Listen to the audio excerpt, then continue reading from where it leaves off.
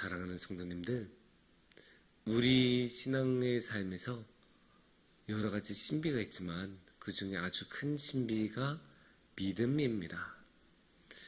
왜냐면 똑같이 하나님의 사랑을 받으면서 어떤 사람은 신실한 믿음을 갖고 있고 어떤 사람은 전혀 믿음의 삶을 살지 않는 그런 모습들을 우리가 자주 봅니다. 그런 모습들을 보면 참 믿음은 무엇일까? 믿음은 어디서 올까라는 생각이 들 수밖에 없습니다. 똑같이 주님의 은혜를 받은 사람이 한 사람은 정말로 주님 앞에 신실하게 살고 한 사람은 마치 주님이 없는 사람처럼 사는 그런 극명한 대비를 보다 보면 이 믿음이란 게 정말 무엇일까? 그러면 이 믿음이란 건 도대체 어디서 나오는 것일까? 라는 생각이 들 수밖에 없습니다. 그래서 오늘의 말씀은 이 믿음이 어디서 오는가를 너무나 정확하게 보여주고 있습니다.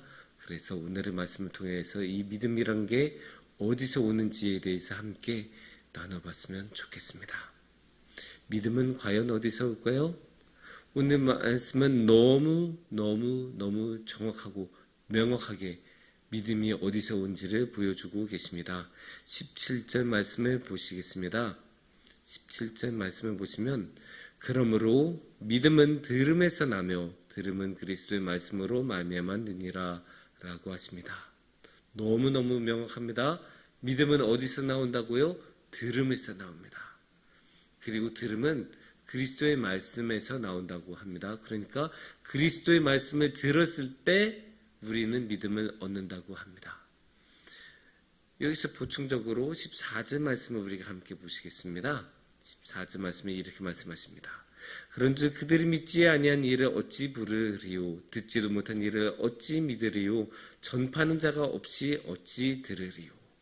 아니 듣지도 않았는데 전파해 준 사람도 없고 그래서 들어본 적도 없는 이름을 우리가 어찌 알고 어찌 믿겠습니까? 그러는 거예요. 그러니까 누가 예수님에 관한 소식을 가지고 와서 들려줘야, 전해줘야 우리가 예수님을 믿을 수 있다. 그 말씀을 오늘의 말씀에서 하고 계십니다. 그러면 여기에 이제 밑바탕에 깔려있는 의미, 밑바탕에 깔려있는 생각은 무엇일까요? 우리가 우리의 힘으로는 예수님을 알 수 없다는 거예요. 우리가 뭐 태어나면서 예수님을 알 수 있다? 태어나면서 예수님을 알고 있다? 아니에요. 태어나면서부터는 사실 예수님을 몰라요. 하지만 누군가 그래서 전해줘야 돼요. 누군가 전해주고 누군가를 통해서 예수님에 관한 말씀을 듣게 될 때 그때 비로소 우리는 예수님을 알 수 있다. 그래서 예수님의 말씀은 전파해야 되는 거고 예수님의 말씀을 들어야 하는 거고 그때 비로소 예수님을 믿을 수 있다. 그 말씀을 오늘의 말씀에서 하고 계십니다. 그래서 믿음은 어디에서 올까요? 믿음은 들음에서 옵니다. 우리가 주님의 말씀을 가지고 전파해서 들려줄 때 그때 믿음이 이루어집니다. 사실 오늘의 말씀 여기까지만 하고 끝내도 됩니다. 하지만 오늘의 말씀은 여기서 한 걸음 더 나가야 돼요. 사실 표면적으로는 이렇게 말씀하고 계세요. 이게 명확하게 표현하고 있는 거고 여기에 주님의 뜻이 있다고도 볼 수 있는데 그런데 주님의 뜻은 사실 여기보다 한 단계 더 깊은 곳에 있어요. 오늘의 말씀을 계속 읽다 보면 그냥 들음에서 믿음이 나는 게 아니에요. 여기보다 조금 더 깊은 근원이 있어요. 그 근원까지 우리가 가야 돼요. 그럼 그 근원이 무엇일까요? 이게 또 문제가 믿음이 들음에서 난다라고 하고 또 전파해야 된다고 하면 그런 식으로 오해할 수 있어요. 아, 사람의 역할이 중요하겠구나. 왜요? 전파는 보통 사람이 하는 거예요. 사람이 하나님의 말씀을 들고 가고 사람이 그리스도의 말씀을 들고 가서 들려주니까 믿음을 얻는다. 그러면 하나님만큼이나 사람의 역할이 중요하겠죠. 그런데 우리는 언제나 이 믿음에서 역할은 하나님이 가지시는 거예요. 우리는 하나님을 통해서 믿음을 갖는 거고 언제나 100% 하나님의 역할로 우리는 믿음을 가져요. 그게 종교개혁의 정신이에요. 그러면 이 말씀을 어떻게 해석을 해야 될까요? 그 뒤에 말씀을 조금 더 봐야 되는데 18절 말씀을 우리가 한번 같이 보겠습니다. 그러나 내가 말하노니 그들이 듣지 아니하느냐? 그렇지 아니하니 그 소리가 온 땅에 퍼졌고 그 말씀이 땅끝까지 이르렀도다 하였느니라. 그러면 여기서 그들이 누구일까요? 그들은 기본적으로 이스라엘 사람들을 먼저 타겟으로 생각하는 거예요. 그러면 이스라엘 사람들이 듣지 아니하느냐? 이스라엘 사람들은 그 말씀을 전해주지 않았느냐? 이스라엘 사람들은 말씀을 듣지 아니하느냐? 아니다. 온 땅에 하나님의 말씀이 이미 퍼졌어요. 온 땅에 그리스도의 말씀이 퍼졌기 때문에 이스라엘 사람들도 믿음을 가져야 돼요. 하지만 이스라엘 사람들은 믿음을 갖지 않았죠. 이스라엘 사람들은 믿음을 갖지 않고 있고 예수님에 대한 믿음을 갖고 있지 않는 이스라엘 사람들 보면서 그러면 이게 어떻게 된 걸까? 과연 그럼 그들은 들어본 적이 없는 건가? 아니다. 그들 분명히 들었다. 18절의 말씀 보면 온 땅에 이미 말씀이 들어갔다고 했잖아요. 그러니까 이미 말씀이 다 퍼졌어요. 구체적으로 20절과 21절을 보면 20절부터 볼게요. 이사야는 매우 담대하여 내가 나를 찾지 아니한 자들에게 찾은 바 되고 내가 묻지 아니한 자들에게 나타났노라 말하였고, 그러니까 이미 묻지 아니한 자들에게 나타났노라.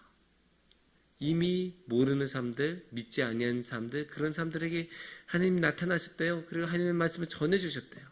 21절 말씀을 다시 볼게요. 이스라엘에 대하여 이르되 순종하지 아니하고 거슬러 말하는 백성에게 내가 종이 내 손을 벌려놓으라 하였느니라. 이스라엘에 대해서도 이미 하나님의 말씀을 전했어요. 이스라엘 사람들에게 하나님을 반대하는 백성에게 이미 전했다라고 이스라엘을 완전히 지정해서 지목해서 말씀하고 계세요. 그러니까 이미 이스라엘 사람들은 들은 거예요. 그리고 사실 오늘의 말씀의 흐름에서는 그래서 이 이야기가 어떻게 되냐? 이스라엘 사람들아, 너네 이미 들었다. 말씀을 전했다.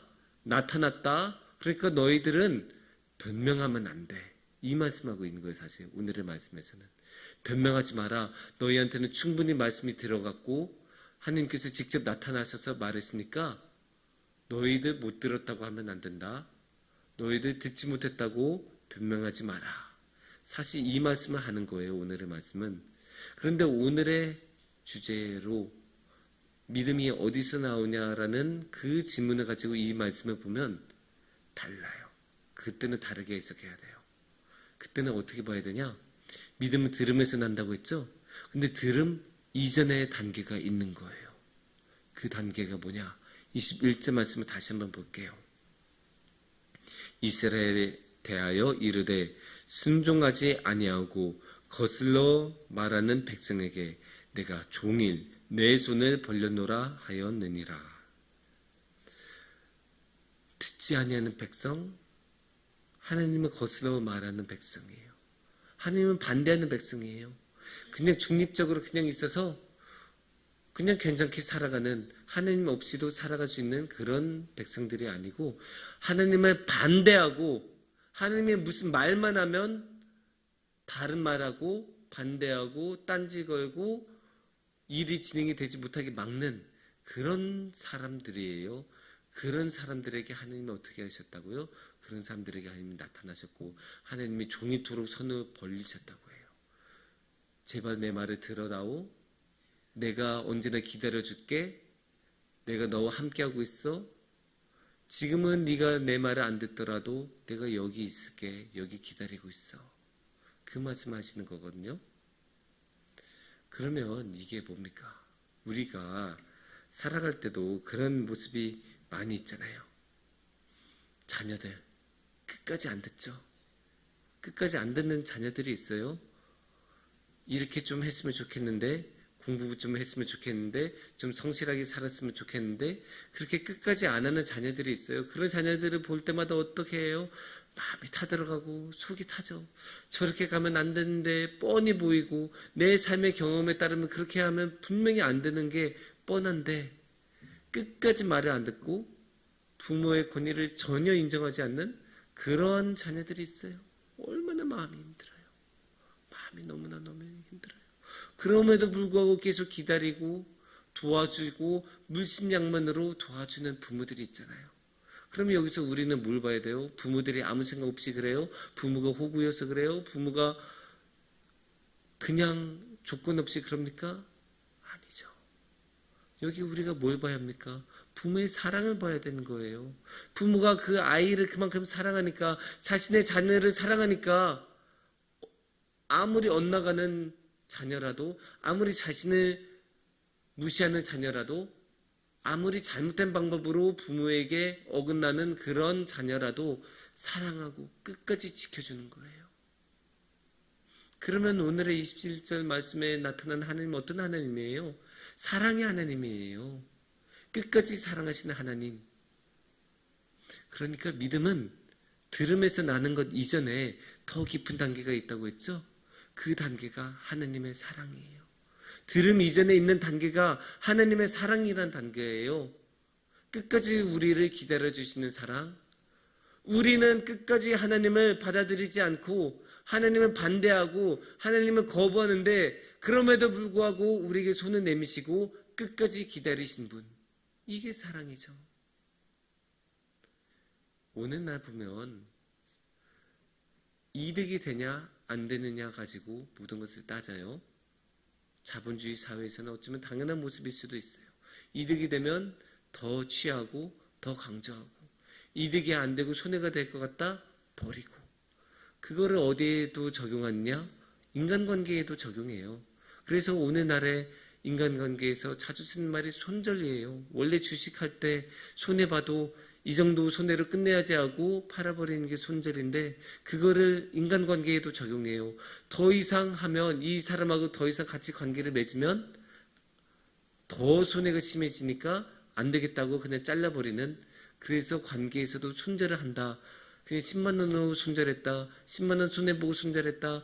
아니 그 정도로 손절하면 그냥 된 거다라고 하고 손절하는 그런 경우들이 있어요. 그런 식의 이야기들 많이 나와요. 그러니까 더 이상 손해를 안 보는 것을, 그리고 이득이 되는 것을 중요시하는 게 오늘날의 사회예요. 그런데 이런 사회에서 이런 식으로 자신을 미워하고 거부하고 부정하고, 그래서 자신에게 손해만 끼치는 그런 사람인데도 불구하고, 그런 백성인데도 불구하고 끝까지 안아주시는 그런 하나님의 모습, 그런 사랑을 우리가 어디서 보겠습니까? 그런 사랑 이 세상 어디에서도 볼 수 없어요. 이 사회 어디서도 볼 수 없어요. 오늘날에선 더 이상 만날 수 없는 사랑의 모습이에요. 그 귀한 사랑이 주님의 마음속에는 있고, 주님께서는 그 귀한 사랑을 우리에게 주셨고, 그 사랑에서 비로소 믿음이 자라납니다. 그 믿음을 우리가 귀하게 여겼으면 좋겠어요. 꼭 품고 갔으면 좋겠어요. 주님께서는 그 믿음을, 그 사랑을 증명하시잖아요.